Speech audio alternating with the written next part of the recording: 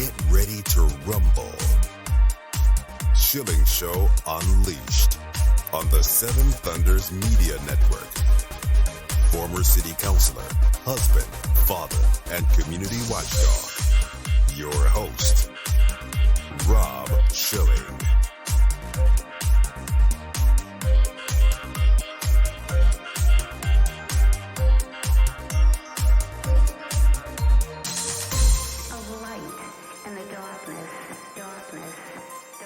Welcome to the Schilling Show Unleashed Podcast.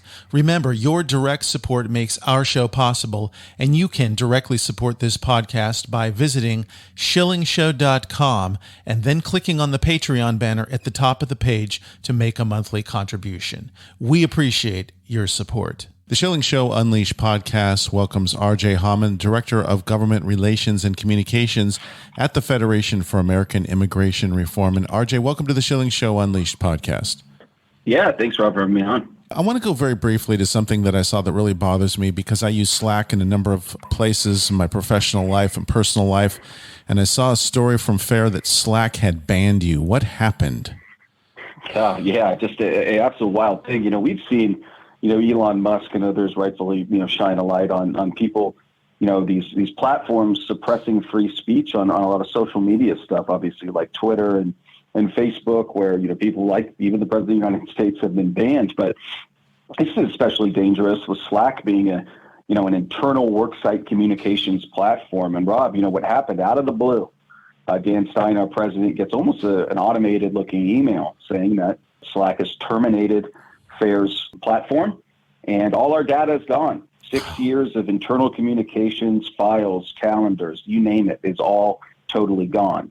And we looked in and we looked at, like what we did potentially. It said, we violated their terms of service and their agreements. And if you look at it, one thing in there said is, we don't take any people who incite violence or hatred against individuals or groups. And we shared this with folks in the media and in other similar organizations, and it did get coverage. Now, what Slack did, though, is they responded via a PR firm to, I think, the Washington Free Beacon, who broke the story, where they said, FAIR, is we did terminate them. They don't adhere to our values because they're associated with a hate group. And granted, we've been called a hate group for decades by the Southern Poverty Law Center, which is funded by very far left groups of George Soros, just trying to, belittle, demean, and put everybody on the fringe who they disagree with, calling us racist just because we want to enforce our immigration laws. And for them to do that, and Rob, the other interesting component here is that this comes comes on very interesting timing, I'll put it that way. But you had the Department of Homeland Security with their disinformation board. And,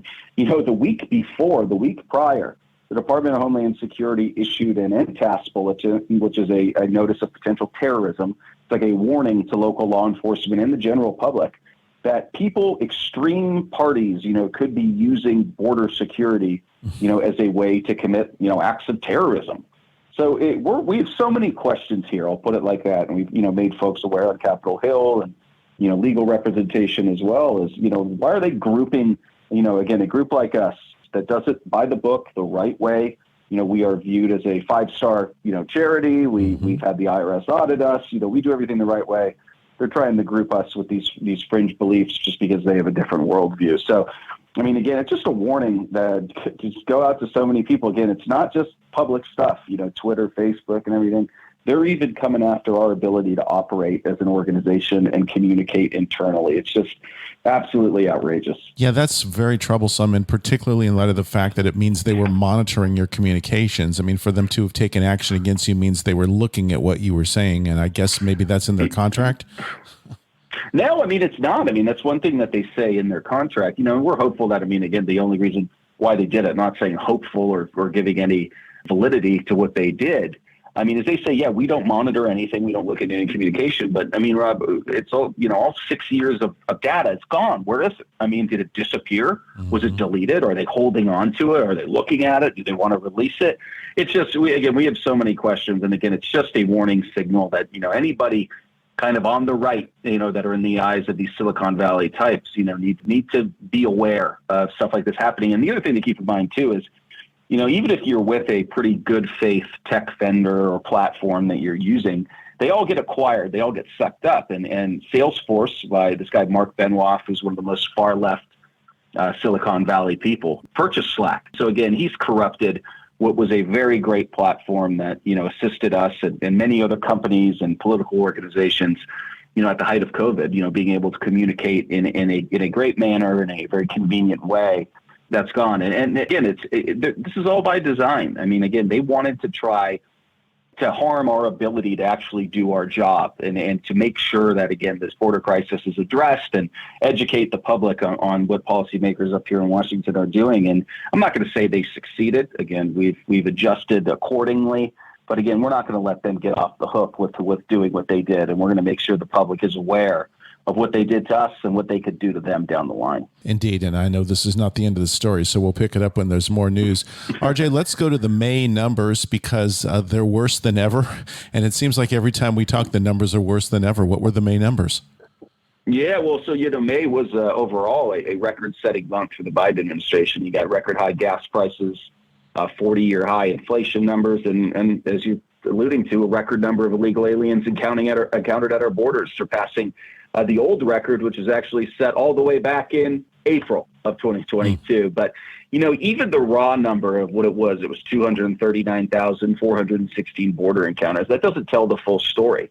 In May, CBP apprehended an unprecedented number of criminals, gang members, and lethal drugs pouring across the border that will almost certainly lead to a new record in opioid-related deaths. So, it's safe to say none of these are the sort of records the American public were looking for when they elected Joe Biden. In fact, the best thing that can be said about the crisis the president created at the border was that it could have been a whole lot worse if not for the fact that a federal judge blocked his administration's plan to end the Title 42 Public Health Authority last month. And in spite of this mounting disaster, as we see, that gets worse by the month, even in these months that we've always seen a steady drop-off because of how hot it gets, President Biden and his cojones steadfastly refuse to change any of the policies that are truly the root cause of the crisis. I'm curious, and I hate to say this, RJ, but it almost seems like you might as well just have the ICE and Border Patrol just throw their hands up and open the floodgates. I mean, are they doing anything at all that's effective here? They're stopping people, but then they're sending them right into the center of the country. Well, on one hand, I mean, again, there's so many, good faith law enforcement, employees at CBP and at ICE.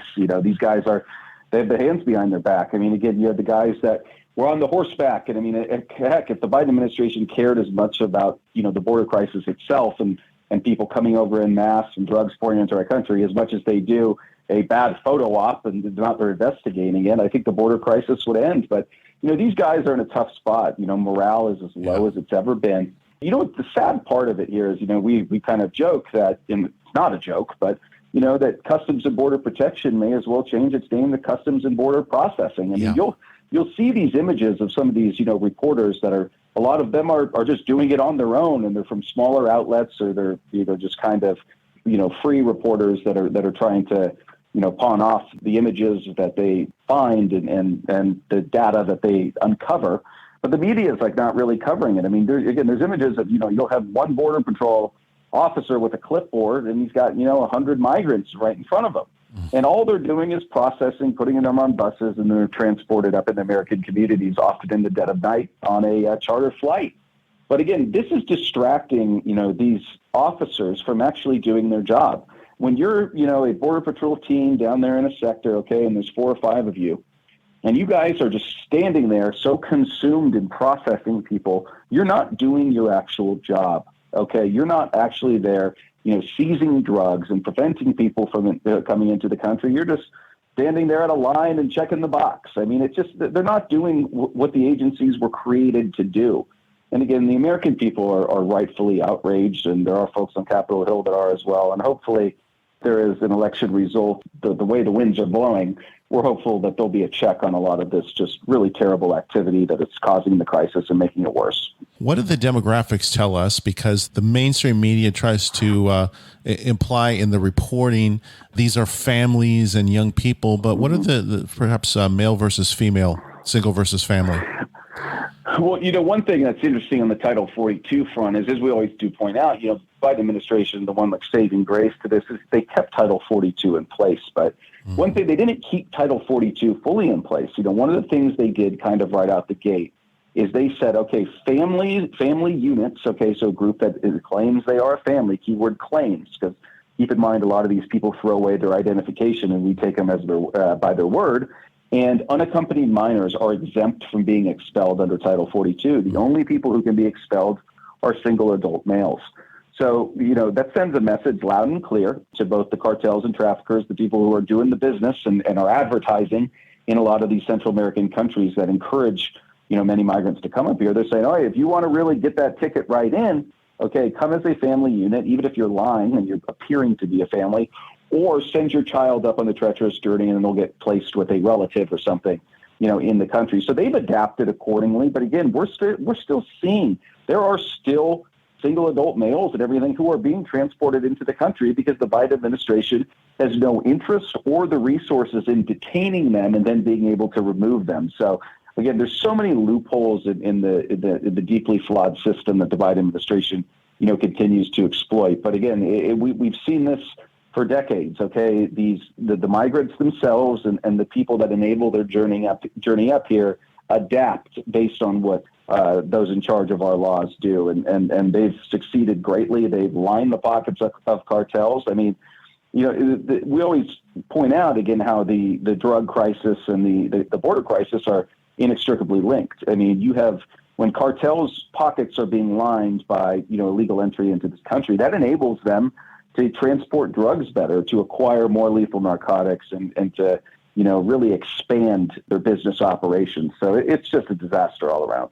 You mentioned the illegal narcotics, and I would imagine the recent numbers, whatever we have of drugs seized, is also astronomical, which implies also that a lot of drugs are getting through. Yeah, in May, and again, it was interesting to see some people on the other side tout this, in May that CBP seized 46,796 pounds of drugs. So they got it. Well, they didn't get it all. Okay, they're so bogged down. That's great. I'm glad that we were able to seize, nearly 50,000 pounds of drugs. That's great. Those are drugs that won't come into American communities. But it goes to show, again, how bogged down they are. What didn't we seize? And, fentanyl seizures continue to climb, totaling over, I believe, 7,700 pounds since the start of the fiscal year. I don't have the number in front of me, but that would kill hundreds of millions of Americans. And according to the CDC, the most recent numbers, they only do them yearly. Okay, the U.S. recently recorded its highest number of drug overdose deaths in a 12-month period, eclipsing 108,000 for the first time. I mean, since January, CBP seized over 21,200 pounds of cocaine.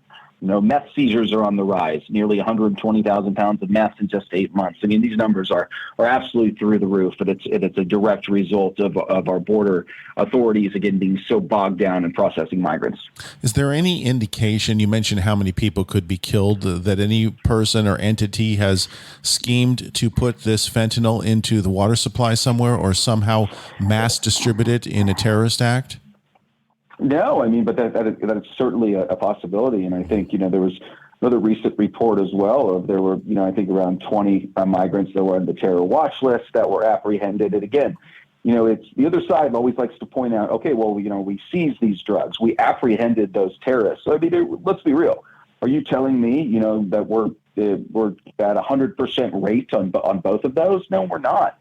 It's the fact that could even be reported shows that there are so many who are coming through. And the other thing on the number that is just, again, so important to point out here is that border encounter numbers don't include those who got away from immigration authorities. So, that 240,000 or so number doesn't tell the entire story. I mean, CBP sources, again, the good faith people behind the scenes there that are just holding their nose at what they're doing, quietly revealed to the media that there have been 440,000, they're called known gotaways at the border. And those are people that they've seen, whether it's through, camera footage or as they were apprehending another group. Those are the people that they know got away from them. And that doesn't even include people that aren't known gotaways. So again, these numbers don't tell the entire picture. People are coming into our country en masse, and there's no sign of it stopping anytime soon. The Schilling Show Unleashed podcast with RJ Hauman continues in just a moment. Support this podcast online at schillingshow.com.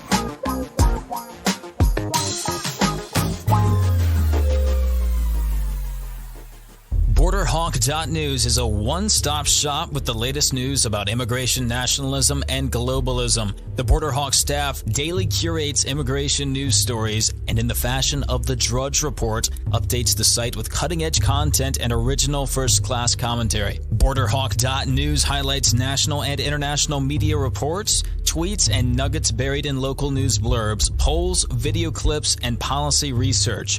BorderHawk is pro-legal immigration, pro-rule of law, but against an unsecure border, as countless Americans have suffered violence at the hands of criminal illegal aliens. And an increasing number of Americans are concerned about how mass migration affects their daily life. BorderHawk.news will remain on the forefront of the immigration issue with a buffet of info to read, evaluate, and share. Bookmark BorderHawk.news. Add them on social media at BorderHawkNews on Twitter.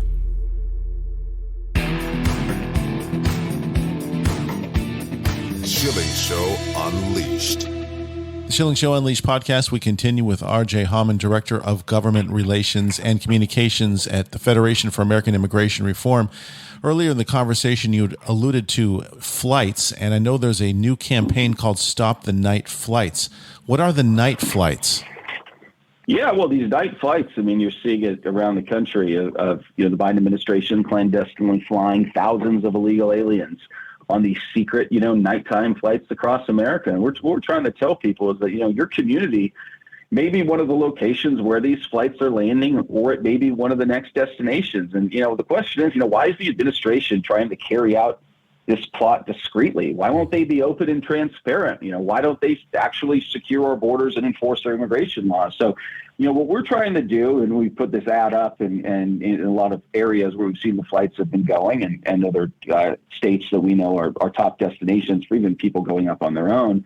We want people to demand transparency from the administration and get together to stop these flights. So, we've said if you have any information about these secret flights or illegal aliens being resettled in your community, on our webpage at fairus.org, leave a comment, bring awareness to others. And, for their privacy, the comments will just appear with their initials, and we'll be able to shine a light on it public, but also run it behind the scenes. And we've also said, if you got video or photo evidence of these secret flights, you send us a link or the actual file. It's called Night Flight Alert at fairus.org, or on our Facebook account via Messenger. And again, we'll protect everybody's privacy by censoring any identifiable features. But again, we're just trying to use these reports to really alert the public about these flights, and again, demand transparency from the administration and urge them to stop doing these night flights. Is there any opportunity to use Freedom of Information Act to get more information on this program? Yeah, no, I mean, it's something I can't share the details on, but Okay. again, our legal arm early is very great on the investigative front. I know Heritage Foundation's doing a lot of great work as well. But yeah, we're trying to seek additional information on a lot of the shady activities that the Biden administration is doing, not only on the night flights, but again, on every aspect of them dismantling our borders and immigration enforcement in the interior of the country. Do we know if there's been any notice given to state and or local authorities when they're shipping in loads of illegal aliens?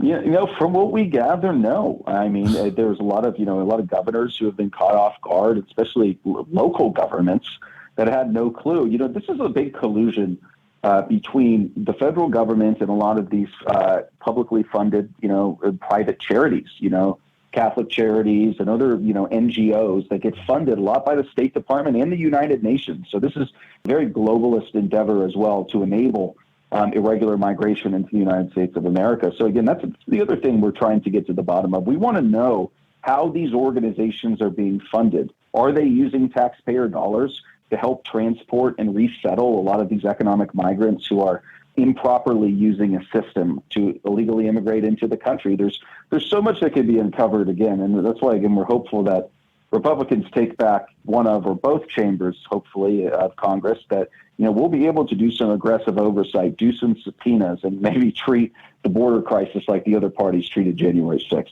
There's also an issue with parole abuse, and maybe you could tell us a little bit about the process and what's going on. Yeah. Well, parole is a manner to allow people into the country, though, on a case-by-case basis, and it's been used en masse. I mean, Secretary Mayorkas has abused his humanitarian parole authority to allow in big loads of Afghans and Ukrainians who we can't properly vet. I mean, let's be real. What are you supposed to do? Call up the American embassy in Kabul or communicate with the Taliban on getting a criminal background check on a Afghan who's coming here? And let's be real, too. On the Afghan front, there's only a small group of Afghans who actually assisted U.S. troops. I mean, that were being translators and everything. And they're just trying to act like every person that luckily got on those flights can come here because they assisted, the United States military. They didn't. And same thing on the Ukraine front. There were so many Ukrainians that were showing up at our border that actually, when you're leaving, and this is why, again, we're saying that they're abusing the grounds for humanitarian parole. The moment, if you're truly parole eligible, okay, the moment you leave a war zone or the country you're fleeing and you get across your border into another country, you're safe then. I mean, like when a Ukrainian gets into Poland, they should stop there. Then they can return when conditions return to normal. If you're able to fly, if you have enough money in your pocket as a Ukrainian where you're able to fly to a Mexican tourist destination, okay, a country that Americans vacation to, you can fly from Europe to Cancun and then make your way up to the border and you get paroled into the country as an asylum seeker. It's just, that's not how our system is meant to work, and it's being so widely abused. It seems to me we have an unprecedented situation here with just dumping people from all over the world unvetted into the United States of America. Have we ever seen anything even remotely like this? No, I mean, I can't think of a single instance like this. And I mean, even if you look back at the 9/11 hijackers who came in there through, more traditional legal methods, okay, and they still were able to slip through the cracks. Now that they have this new abuse and you have, again, the authorities are so bogged down in being able to truly vet these people, and they're basically, again, just rubber stamping claims as they come in. What the Biden administration is trying to do, too, though, is just make it even easier. I mean, when a lot of these people are apprehended, they have to go through the asylum process, okay, and given the fact that immigration courts are so backlogged, it often takes 2 to 3 years for their claims to be adjudicated. Well, we know a lot of them won't even show up at their court hearings. They'll just disappear into the country because they know darn well that ICE isn't really even deporting anybody. They'll put out a press release occasionally that, we apprehended and deported 30 migrants, okay? I mean, there's tens of millions that are here. So they know it's just like, why do I even have to go through the process? I'll just disappear into the country, live in the shadows, as they say, even though they could easily get jobs, and they're hopeful that a future Democratic administration or Congress will give them amnesty down the line. So again, the process has been totally corrupted. The Biden administration, what they want to do is they don't even want them to have to disappear into the country. I mean, they want asylum officers, not immigration judges, to be able to quickly rubber stamp claims down there at the border. They're doing a regulation that would kind of accomplish that. So again, I mean, we're trying to stop it, via the courts and folks on Capitol Hill through whatever manner humanly possible. I'd like to talk about Democrats visiting the border, and it seems to me in our previous conversations over the years that the Democrats have been absent. I don't hear any of them talking about it, but would that change recently? No, I mean, there's a group of Democrats in a congressional committee that went down, and they were only going down to the Rio Grande Valley, I think, to look at, economic conditions or something. Now, sure, that's important, but what is driving a lot of the problems down there in that area? It's the border crisis. They're totally ignoring it. Joe Biden hasn't been down to the border yet. Neither has Kamala Harris, the so-called border czar. And, looking at her prescriptions for the problem is absolutely absurd. The other week, she announced that to address the root causes, as she calls it, the irregular migration that's currently underway, that she got a bunch of private companies to come together and commit to investing $1.9 billion in economic development in corrupt Central American countries. Now, will that do anything for a variety of reasons? No. I mean, well, first, it could line the pockets of, again, very corrupt governments in the region. But, I mean, let's be real. Is the Gap, suddenly committing to building a, 800-employee denim factory in Central America? Is that going to stop people from coming up here? Come on. No, it won't.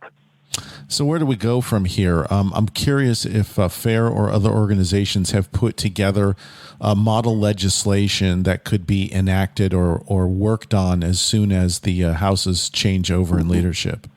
Yeah, no, we're very active on Capitol Hill right now. We have the largest ever, immigration coalition that's been formed, urging House Republicans and those in the Senate as well to be ready to have some shovel-ready legislation out the gate that will truly end the crisis. But I mean, on Capitol Hill, they got to do three things. Again, first, you put a border security bill on the floor immediately, when the 118th Congress gets underway that addresses the crisis. And if the Democrats don't want to vote for it, or the Biden administration or President Biden doesn't want to end up signing it, then it's firmly on them. And then two other areas, too, you got to have aggressive oversight. I mean, you form a committee, we did it on Benghazi, Democrats are doing it on January 6th. Get to the bottom of this, see who's causing this crisis and why. Don't let them run away unscathed. And lastly, I think most important, Republicans will control the purse strings. Again, you can't be giving blank checks to Secretary Mayorkas and the Department of Homeland Security to let migrants in en masse and completely gut our immigration system. And it has no integrity anymore. And again, we're hopeful, and Republicans have been screaming from the rooftops about how bad this border crisis is, but then now they're going to have an opportunity to actually address it, and the American people and the people that propelled them into power will be watching. RJ, how can people get more information on what you're doing at FAIR? Again, everybody go to fairus.org and Federation for American Immigration Reform on Facebook and at Fair Immigration on Twitter. And again, that's www.fairus.org, and you can learn more about the border crisis, ways to get involved, take action, and most importantly, stop the secret night flights. We got an easy resource on there to make your voice heard. And if you've seen something or you've heard it through the grapevine, let us know, and we'll make sure it gets the proper attention needed. RJ Hauman, we thank you for your continuing efforts and for joining us today on the Schilling Show Unleashed podcast. Thanks, Rob. That concludes another edition of the Schilling Show Unleashed podcast. Visit us online at schillingshow.com, where you can directly support this podcast by clicking on the Patreon banner at the top of the page and making a monthly donation. Your support is essential for the continuation of the Schilling Show Unleashed podcast. Until next time.